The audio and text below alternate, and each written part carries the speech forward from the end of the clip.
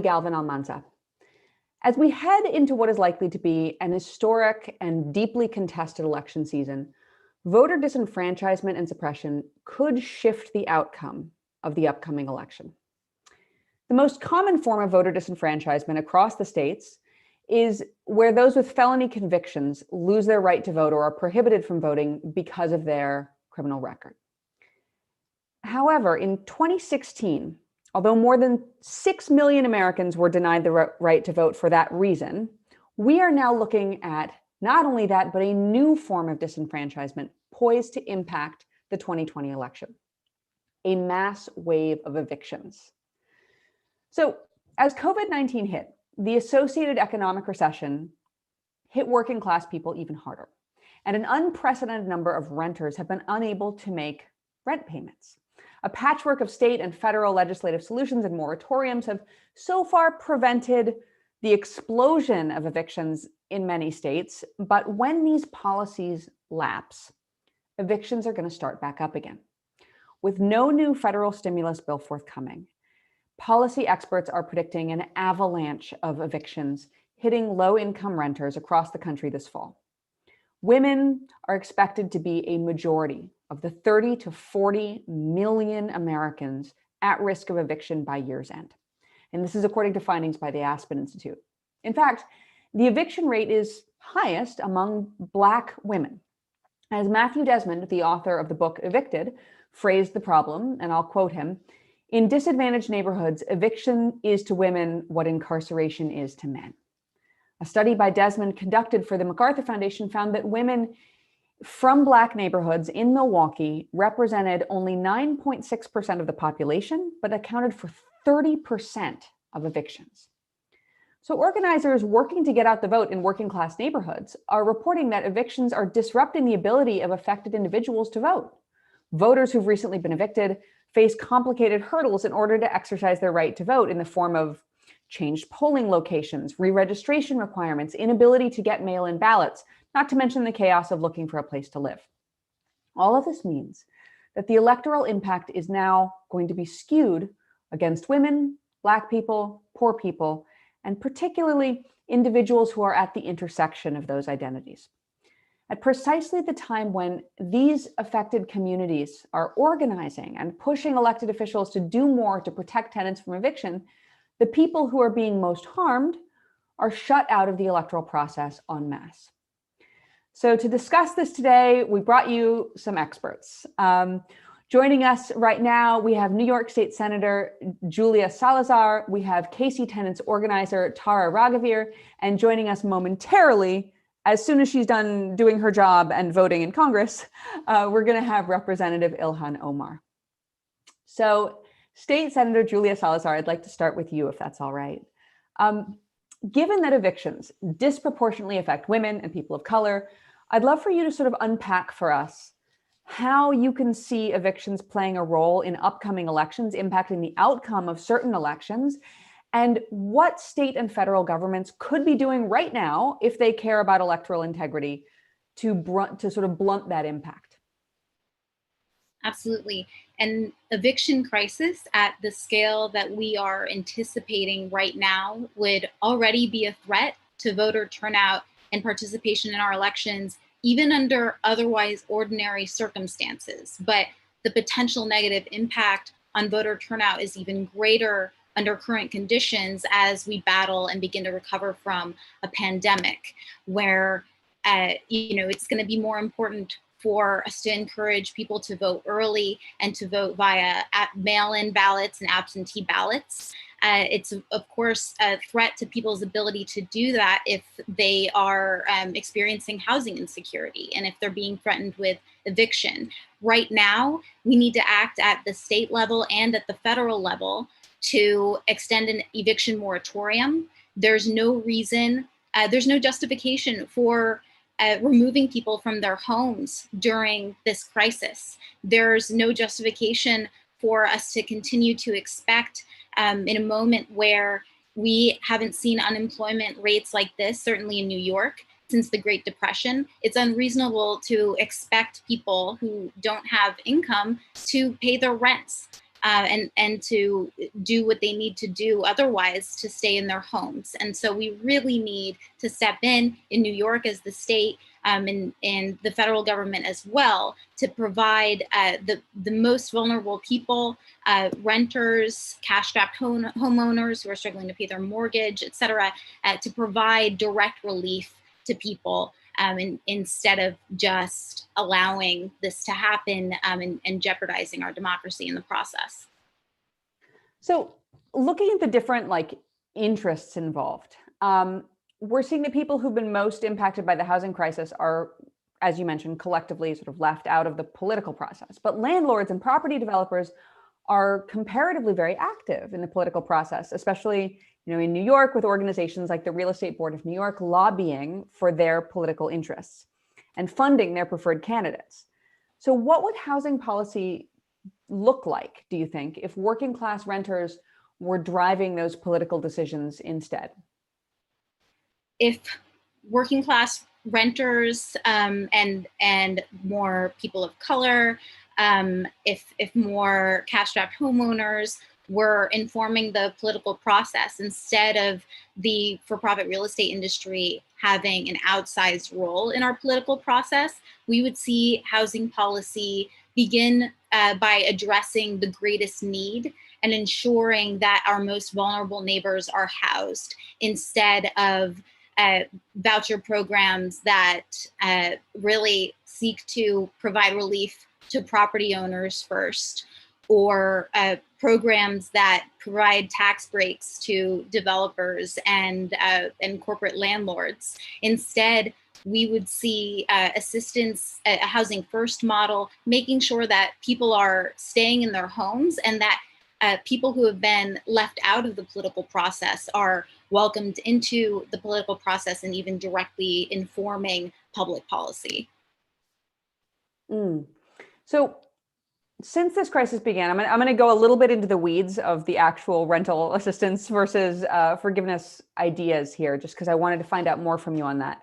There's been this tension between two different strategies of helping and protecting renters. We've seen some tenants organizations and directly affected populations calling for rent cancellation, while some Democratic politicians have opted instead for rental assistance programs. Why is there a divide between the approach taken by these legislative leaders and the demands that tenants organizers have been pushing for? What tenant organizers and housing justice advocates are pushing for is counter to the status quo and what has been done and what has failed in the past. We're talking about really prioritizing the people who are struggling, rather than prioritizing the people who already have a voice and whose private interests have been prioritized by policymakers. What we want is really, it's largely rejecting means testing, something that is difficult sometimes for people to accept, which is that a voucher program is actually really onerous to try to implement, and often is even costlier than simply suspending rents and mortgages for people, and providing relief to those who are relying on those payments in order to maintain their buildings or to survive. And that is really what we're pushing for. And it shouldn't be seen as a radical idea, but the reason that it is because the failed policies of the past are what we are used to and what we've been conditioned to accept. We've been conditioned to accept that the government should bail out corporations, or the real estate industry at the expense and on the backs of working people.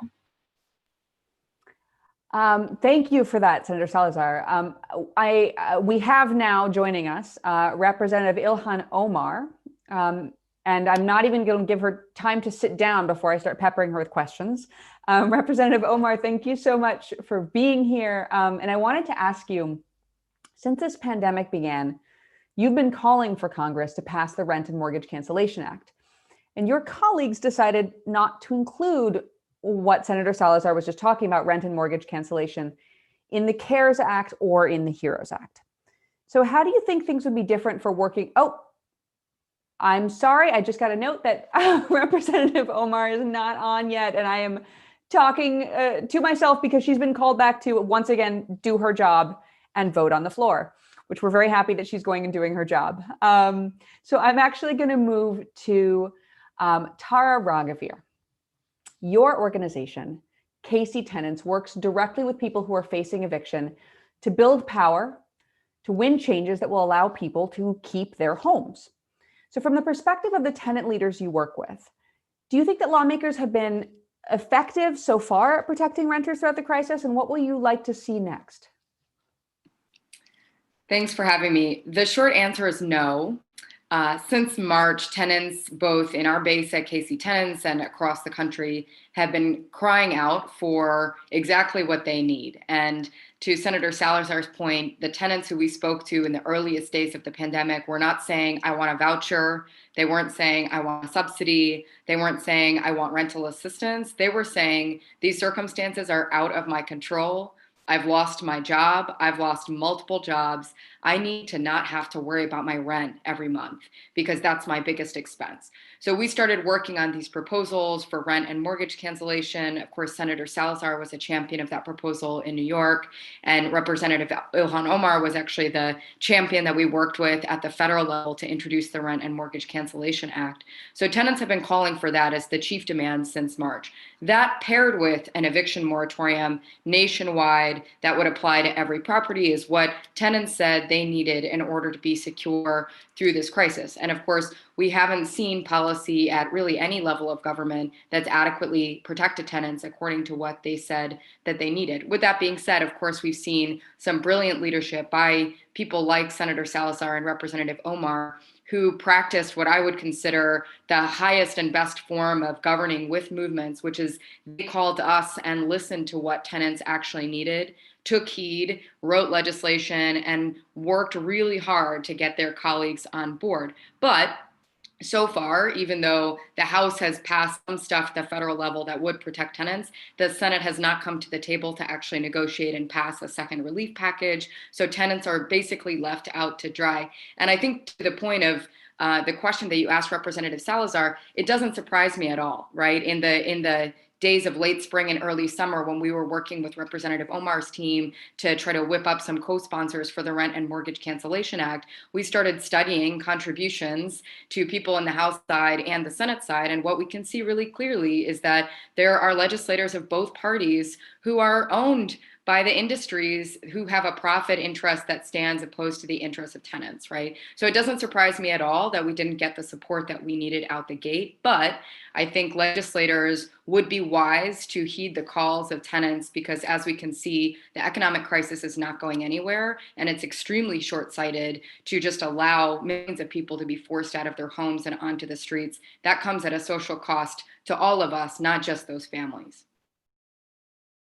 Yeah, and I want to jump over to Representative Omar, and then I want to come back to you, Tara, because I have a question about what you're hearing from your members, your group's members, on how this is actually impacting their ability to functionally get to the polls and vote. But since we now have Representative Omar, who has no idea that I embarrassingly started a question to her like minutes ago when she wasn't here, and our poor viewers are going to have to hear me start it again. Thank you so much for joining us in between what sounds like a really, really busy day of votes. We wanted to ask you, because you have been calling for Congress to pass rent and mortgage cancellation since the beginning of the pandemic, but your colleagues did not include that in the CARES Act or in the HEROES Act.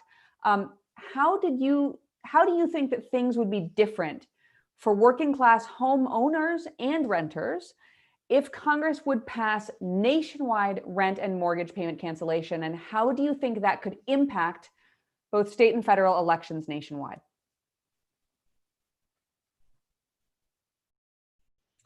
Can you hear me? Well, thank you so much, Emily, for that question. It has been a day of running up and down here between votes and getting opportunities to talk with folks about the things that matter to all of us. It's so good to see the two of you. Hello, how are you?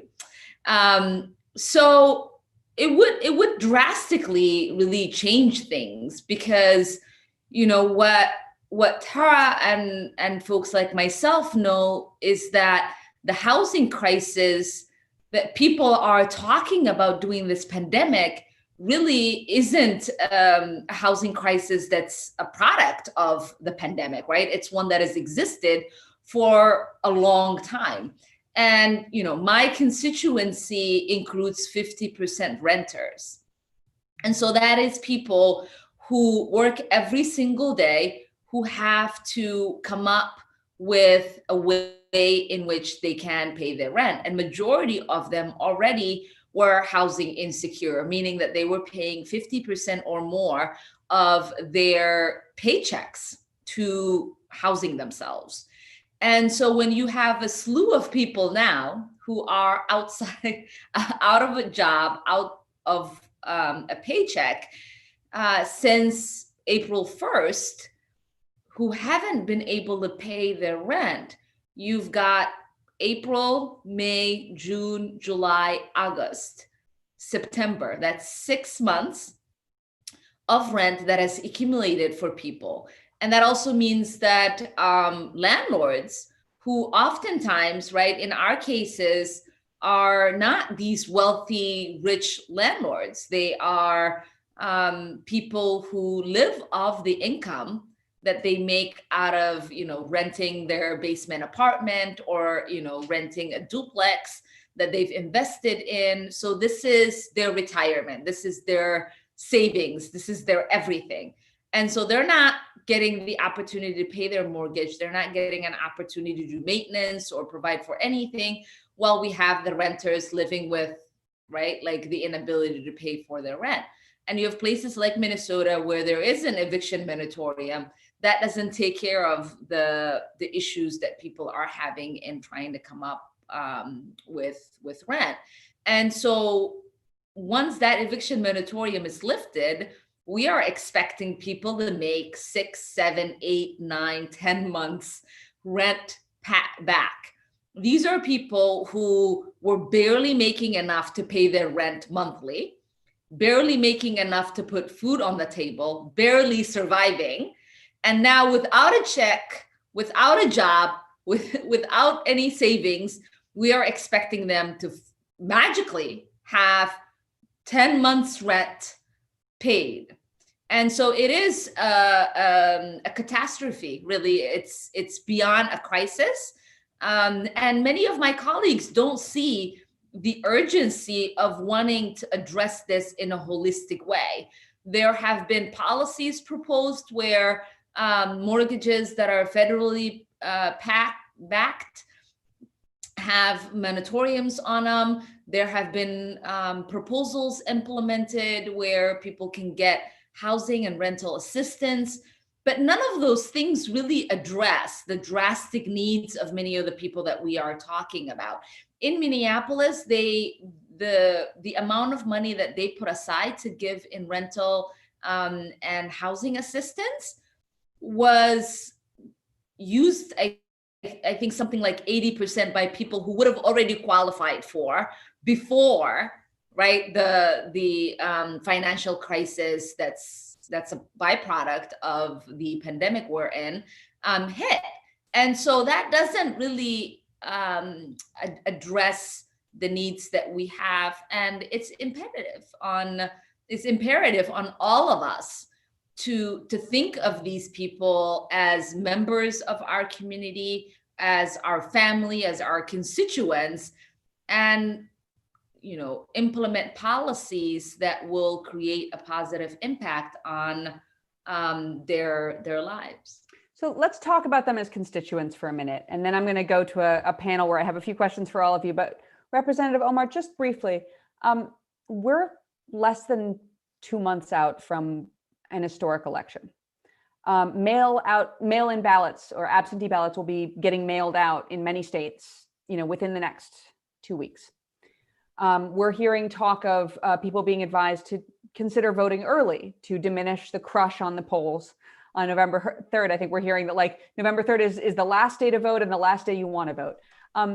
But for people who are in this type of crisis, what could state and federal government actors or groups be doing right now to avert the disenfranchisement crisis? And what should they be advising people right now to ensure that folks in this situation still have their voice heard in the 2020 presidential election?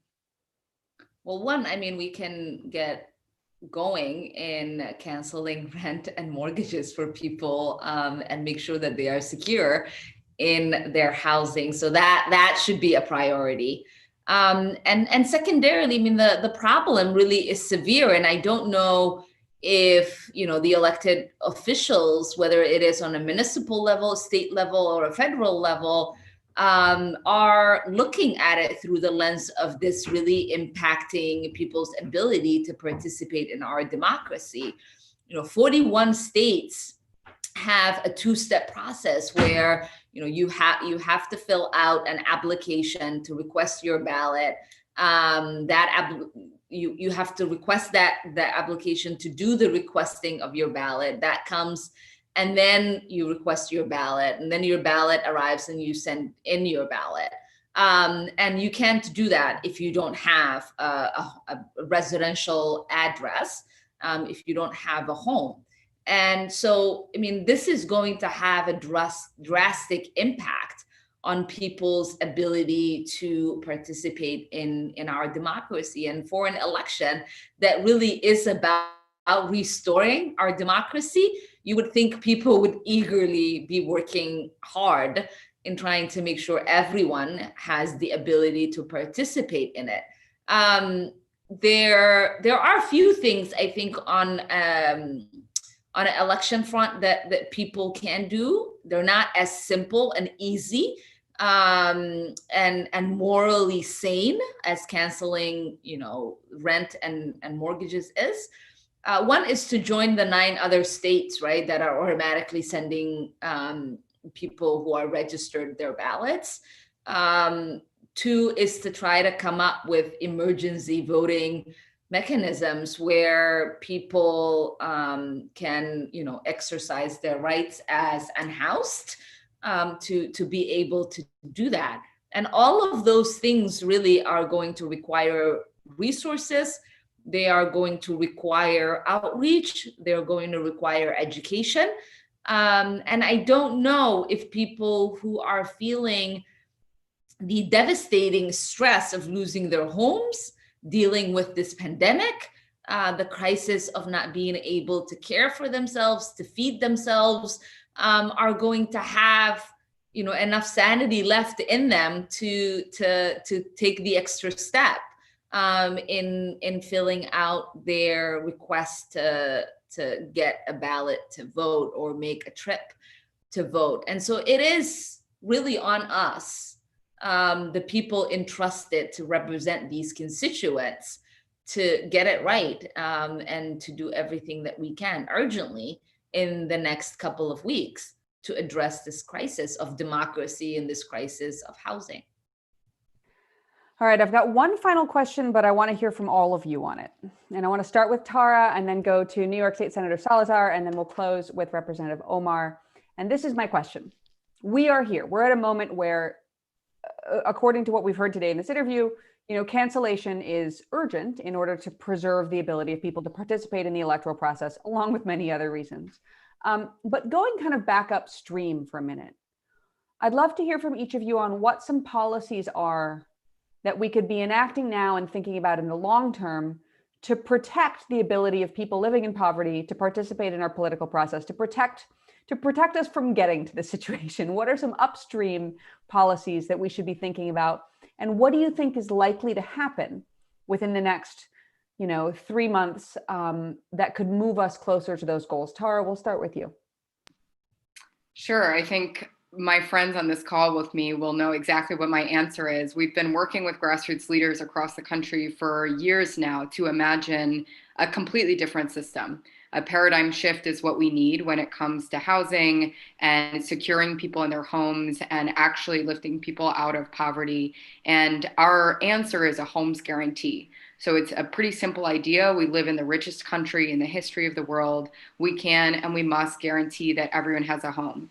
And, we articulated this vision and put it out to the public for the first time around this time last year in September. And that led to a year of pretty incredible power building and relationship building. It's part of the reason I know Senator Salazar and I know Representative Omar, as they've been some of our most steadfast champions for long before the pandemic hit. And the thing that I keep thinking about in the last couple of months is how different of a situation we would be in right now if this country was committed to a homes guarantee, right? What a different circumstance we would be in if this country took and followed the leadership of tenants who have been so clear-eyed in saying exactly what they want and need, which is a society that treats housing as a guaranteed public good or human right and not as a commodity. And to get a little bit more explicit about what kinds of policies would stabilize people in their homes and therefore hopefully allow an active electorate among working class people across the country, we actually need to address a huge supply problem in this country. And last year, we called for 12 million units of social housing off of the private market. And Representative Omar introduced the Homes for All Act, which would seek to enact that into legislation. Now, in the context of the pandemic, we probably need way more than that. It's way more than 12 million units off the private market that we actually need. So there's a certain way in which we actually need to blow open our own imagination about what those policies look like. We need a national tenants bill of rights, right? Tenants in Missouri, where I live, have some of the least protections on the laws of anyone in the country. And, while I'm hopeful that states might enact these policies of mailing people their ballots, the Secretary of State of my state is not going to do that. Right? So the people in my state need protections that are granted to them by legislators in Washington, D.C. in the absence of any leadership from our legislators here in Missouri. We need a tenants bill of rights. We need to end the practice of land and real estate speculation that allows Wall Street to gobble up whole neighborhoods in communities like mine. We need to end homelessness once and for all. We can do it. We saw the federal government print trillions of dollars to bail out corporations in the last couple of months. We would need only 20 billion of those dollars to end homelessness in this country once and for all. And finally, I think most importantly, during a moment when we've seen the colliding impacts of centuries of racial injustice, centuries of housing and land injustice, and a national uprising around racial justice, we need reparations for the communities that have been cut out of this type of security for so long. And that's led to so many things, including that their votes have been suppressed. Thank you for that. State Senator Salazar? Yeah, absolutely. What Tara said is spot on. When we're facing an unprecedented crisis, we can't continue business as usual. We need unprecedented solutions and policy responses. And we really need to be addressing this problem at its root because it existed before this pandemic and it will continue if we don't finally change course. I introduced legislation at the state level known as the Good Cause Eviction Bill. There are New Yorkers across the state, especially outside of the city, but also those in the city who don't live under the rent regulation system, and they have virtually no protections from eviction. If their landlord wanted to retaliate against them for just demanding to live in livable conditions, or if their landlord simply wanted to raise the rent exponentially at the end of their lease. So we've been fighting for this bill to really give universal protections against eviction so that in the future, certainly because housing is a human right, but in terms of the implications for elections, nobody should be prevented from voting based on their, frankly, in my belief, based on their immigration status, based on their housing security or their income. This is a sacred right for us, and we should be protecting it at all costs. And that really means that we are addressing the root of the problem, which, it could be when it comes to housing insecurity, it means making sure that everyone is housed and that evictions don't continue. It also means that in every state, it should be the case that it is, say, in Vermont, where people don't lose their right to vote if they are incarcerated. This is really just human decency, and it's what I believe we need to do at both the state and federal level to make sure that everyone can equally participate in our democracy. Yes, going back, 6 million people excluded from the last election for that reason. Representative Omar, I'm excited to offer you the chance to close us out here with your thoughts. Well, everything, that was just said. I mean, imagine, right, if we already had a homes guarantee policy, if healthcare was guaranteed to every single person, if there were tenant protections that existed for every single American, regardless of what state or municipality they were living in. If we had a true system in which, justice for all was liberty and justice for all was felt by everyone, right? Vermont shouldn't be a state that stands out in providing certain rights for its residents than, say New York or Minnesota. That doesn't really speak to the spirit of what it means to have liberty and justice for all. And so imagine if we had all of these things, how much more prepared would we have been to deal and come up with policies that can confront a pandemic as such, or a financial crisis as such, or a threat to our democracy as this election is presenting us at the moment. And so for me, I want us to have the opportunity to implement these policies and recognize that we spend so much money in backfilling, a lot of the societal issues that come from the social and economic neglect that many of our communities are faced with. Homelessness costs us more to deal with every single day than it would cost us to holistically address and end homelessness, right? The reforming our criminal justice system and imagining a world in which poverty isn't policed, where mental health and substance abuse is cared for and addressed by those who are professionally trained and equipped to address that, means that we spend less time and money in incarcerating people and paying for it as a society. The same goes for healthcare and the gamut of all of this. And so what we need is really for people to not only function from a place of what is proposable in order to win elections or to satisfy constituents, but policies that actually care for and provide for our constituents equally, and create a society where everybody does have the support and care that they need. So we're not in a crisis, we're not in one crisis after another. Not being in one crisis after another sure sounds good to me. Thank you all for joining us. I'm Emily Galvin Almanza. This has been The Briefing, a co-production of Now This and The Appeal. Just going to remind you all, if you're watching this today, go check your voter registration status, make a plan to vote, whether it's in person, early, on the last day possible, by mail. Just decide what's best for you and check on it today. This is your reminder. Thank you all, and we'll see you